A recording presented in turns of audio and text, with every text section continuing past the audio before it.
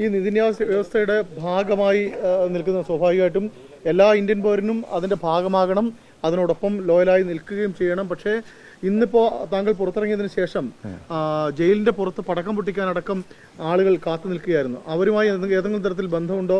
താങ്കളുടെ നിർദ്ദേശം അക്കാര്യത്തിലുണ്ടോ? ഒരിക്കലും യാതൊരു ബന്ധമില്ല എന്ന് ആരൊക്കെയോ വന്ന് ഇന്നലെയും കുറേ പേര് വന്നു എന്ന് അറിഞ്ഞു. ഞാൻ ബോച്ചെ ഫാൻസ് എല്ലാ ജില്ലകളിലും കോർഡിനേറ്റേഴ്സിന് നേരത്തെ തന്നെ ഡയറക്ഷൻ കൊടുത്തിരുന്നു. ഒരു കാരണവശാലും ജയിലിലേക്ക് ആരും വരരുത്, അവിടെ വന്ന് തിക്കും തിരക്കുണ്ടാക്കിയാൽ ഇതൊക്കെ എന്നെയാണ് ബാധിക്കുക.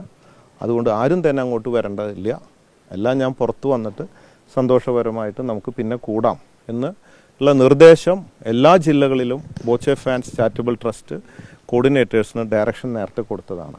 പിന്നെ വന്നിട്ടുള്ളത് ആരാണോ എന്താണോ എന്നൊന്നും നമുക്കറിയുന്നതല്ല. ഞാൻ രാവിലെ ഇറങ്ങി 2 സ്റ്റേറ്റ്മെൻറ്റ് പറഞ്ഞ് അപ്പം തന്നെ വണ്ടി കയറിപ്പോയി. 2 സ്റ്റേറ്റ്മെൻറ്റ് പറഞ്ഞ ഇതാണ്. ഒന്ന്, ഇതാണ് ചോദ്യം, എന്തുകൊണ്ട് ഇന്നലെ ഇറങ്ങിയില്ല? ഞാൻ പറഞ്ഞു ഇന്നലെ ഇറങ്ങാനുള്ള സംവിധാനങ്ങളൊന്നും അവിടെ എത്തിയിട്ടില്ല. ഇന്ന് രാവിലെയാണ് റിലീസ് ഓർഡർ വന്നിട്ടുള്ളത്. എന്തോ ടെക്നിക്കൽ പ്രോബ്ലം ആണ് എന്ന് പറഞ്ഞാൽ കൂടുതൽ എനിക്കറിയില്ല, അതുകൊണ്ട് ഇന്നലെ ഇറങ്ങിയില്ല. പിന്നത്തെ ചോദ്യം, ഇതുപോലെ ഈ ജാമ്യം കിട്ടാത്തവർക്ക് സാമ്പത്തിക സഹായം ചെയ്യാൻ വേണ്ടിയാണോ നിങ്ങൾ അവിടെ നിൽക്കുന്നത്?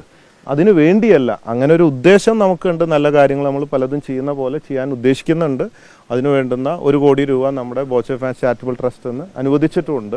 ലീഗൽ എയ്ഡിന് കുറേ എന്താ പറയുക, ചെറിയ ചെറിയ കേസുകളിലൊക്കെ പെട്ടിട്ടുള്ള കേസുകളിലൊക്കെ ഉണ്ട്, അതിനുണ്ട്. അപ്പോൾ അങ്ങനെ അവിടെ ചെന്ന് പെട്ടപ്പോൾ എനിക്കത് ചെയ്യണമെന്ന് തോന്നി. ഇതുപോലെ അത് ചെയ്യുന്നുണ്ട്.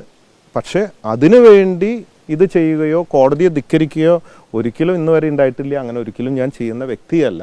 അങ്ങേയറ്റം ബഹുമാനം മാത്രമാണ് കോടതിയോടുള്ളത്. 2 പ്രധാനപ്പെട്ട പ്രശ്നങ്ങൾ, പ്രത്യേകിച്ചും ഒരു അഭിനേത്രിയോട് സംഭാഷണങ്ങളിൽ ഉണ്ടായ പ്രശ്നങ്ങൾ, അതൊരു ഗുരുതരമായ കാര്യം തന്നെയായിട്ടാണ് കോടതി ഇപ്പോഴും വിലയിരുത്തുന്നത്.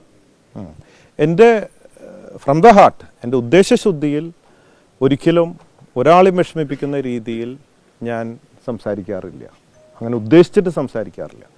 പിന്നെ ഏതെങ്കിലും തരത്തിൽ എൻ്റെ വാക്കുകൊണ്ട് വേദനിച്ചിട്ടുണ്ടെങ്കിൽ ഞാൻ മാപ്പ് ചോദിക്കുകയാണ്. തീർച്ചയായിട്ടും ഭാവിയിൽ ശ്രദ്ധിക്കും ഞാൻ കാര്യങ്ങൾ പറയുമ്പോൾ. പ്രത്യേകിച്ച് കോടതിയും അത് പറഞ്ഞിട്ടുണ്ട്, വളരെ സൂക്ഷിച്ചൊക്കെ വേണം സംസാരിക്കാൻ കാര്യങ്ങളൊക്കെ എന്നുള്ളത്. അങ്ങനെ പറഞ്ഞിട്ടുണ്ട്. തീർച്ചയായിട്ടും ഞാനത് ശ്രദ്ധിക്കും. എൻ്റെ വാക്കുകളൊക്കെ വളരെ ഞാൻ ശ്രദ്ധിക്കുന്നതായിരിക്കും.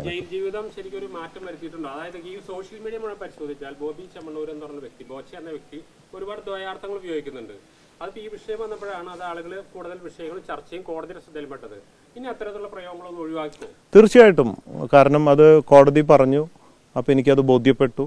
തീർച്ചയായിട്ടും ഒരാളെ വേദനിപ്പിക്കുന്ന തരത്തിലുള്ള കാര്യങ്ങൾ ചെയ്യരുത് എന്ന് പറഞ്ഞു. തീർച്ചയായിട്ടും ഞാൻ ശ്രദ്ധിക്കും, അതിൻ്റെ മാനിക്കുന്നു ഞാൻ അതിനെ.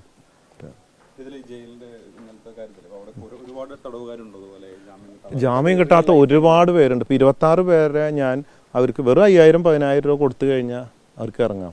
20-30 ദിവസമായിട്ട് ചെറിയ ചെറിയ കേസുകൾ, ക്രിമിനൽ വലിയ കേസുകൾ ഇപ്പോൾ നമ്മൾ അത് ഇടപെടാൻ പറ്റുന്നില്ല. ആദ്യമായിട്ട് വരുന്നതും അങ്ങനത്തെ കേസുകൾ ഒരുപാട് പേര് എന്നെ കണ്ട് പറഞ്ഞപ്പോൾ ഞാൻ പറഞ്ഞു ശരി നോക്കാം എന്നുള്ളത് പറഞ്ഞു.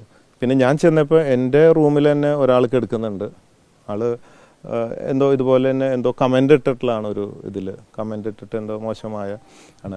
ആ ആൾക്ക് ജാമ്യം കിട്ടി, പക്ഷേ ജാമ്യത്തിന് ആളില്ലാതെ, പൈസ ഇല്ലാതെ, 6000 രൂപ ഇല്ലാത്തതുകൊണ്ട് അവിടെ കിടക്കുക.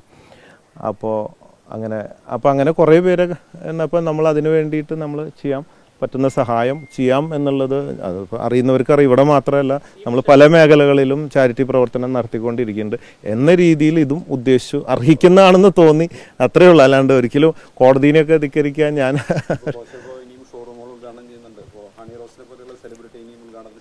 തീർച്ചയായിട്ടും എൻ്റെ ഉദ്ദേശം അന്ന് ഇന്നൊക്കെ വിളിക്കുന്നത് മാർക്കറ്റിംഗ്, സെയിൽസ്, പ്രൊമോഷന് വേണ്ടിയാണ്. അത് അവരോട് പറഞ്ഞിട്ടാണ് വിളിക്കുന്നത്. അതിന് തന്നെയാണ് വിളിച്ചിട്ട്, ആ ഉദ്ദേശം മാത്രം തന്നെ ഉണ്ടായിട്ടുള്ളൂ. അത് വിട്ടിട്ട് വേറൊരു ഉദ്ദേശങ്ങളും ഒന്നും തന്നെ അങ്ങനെയൊന്നും ഉള്ളതായിട്ട് എനിക്ക് തോന്നുന്നില്ല. അതിനെക്കുറിച്ച് ഒരു അറിവും എനിക്കില്ല. അങ്ങനെയുള്ള